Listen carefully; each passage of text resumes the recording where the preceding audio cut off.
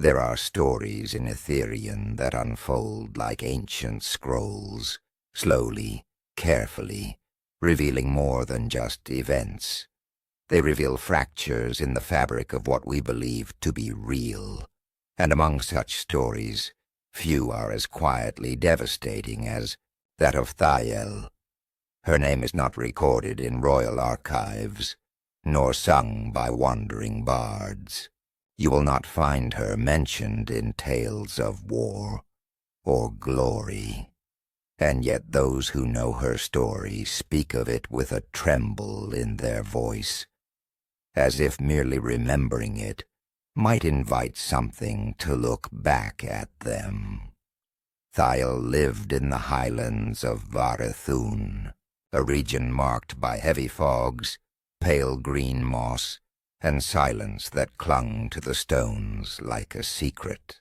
She was a healer's apprentice living in the village of Elmvar under the tutelage of Master Elandor, a stern but kind man who had raised her since infancy.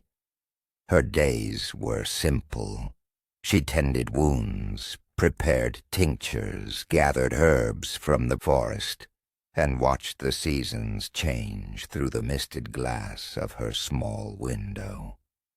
There was nothing extraordinary about her life, until the visions began.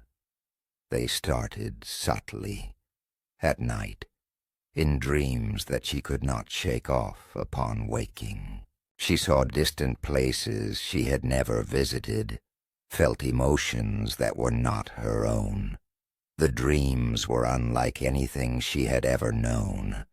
Vast landscapes suspended in the air, great trees made of crystal, voices calling to her in languages that didn't exist, and most of all, eyes, always.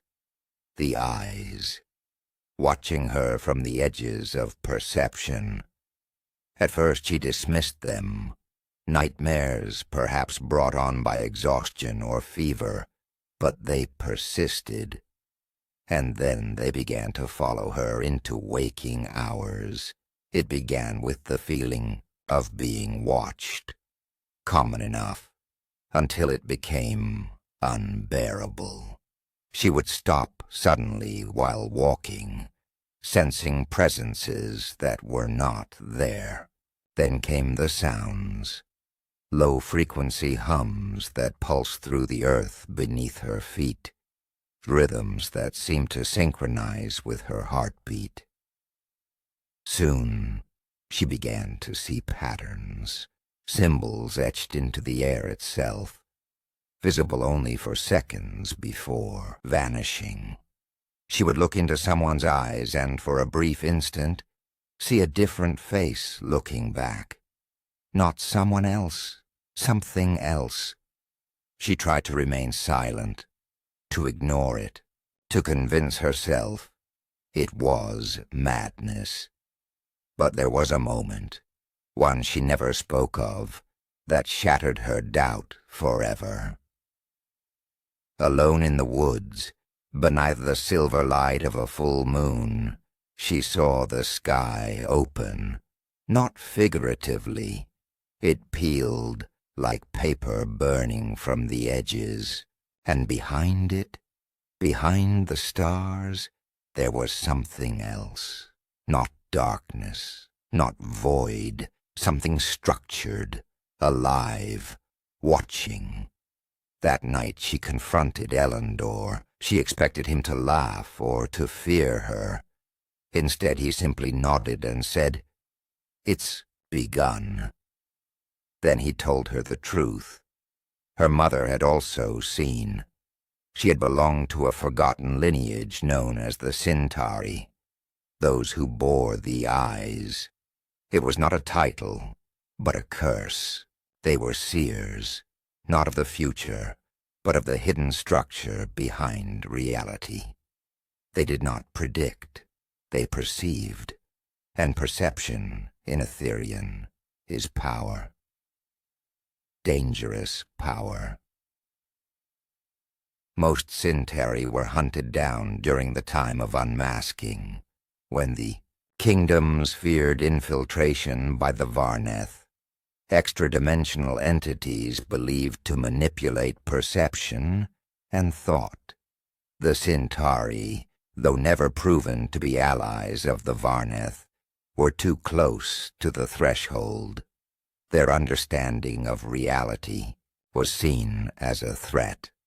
Her mother had fled, pregnant with Thayel, and hidden herself in Varethûn. Elandor had promised to protect the child and to never speak of the past unless the eyes awakened again. Thayel's awakening was not a choice, and once the veil had lifted for her, it could not be brought down again. In the days that followed, her reality began to erode. Trees whispered in languages she somehow understood. The wind carried messages in harmonic frequencies. Shadows moved independently of their sources. Her hands would glow faintly when touching others, and they would recoil, sensing something they could not name. She abandoned Elmvar and withdrew into the mountains. Solitude became her only shield against the noise of the world.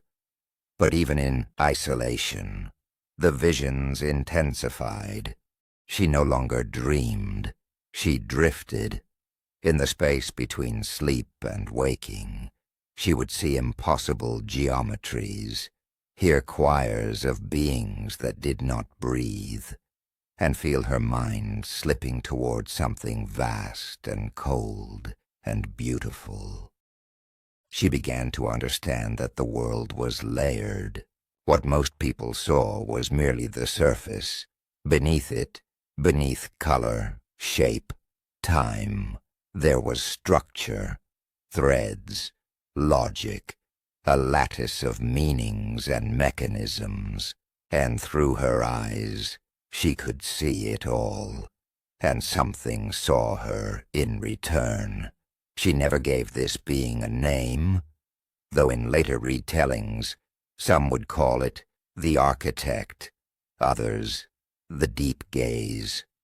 Whatever it was not malevolent, but it was ancient, indifferent, like a mind that thinks in centuries, not seconds. Its awareness of her was like standing under a frozen waterfall, beautiful, suffocating, eternal.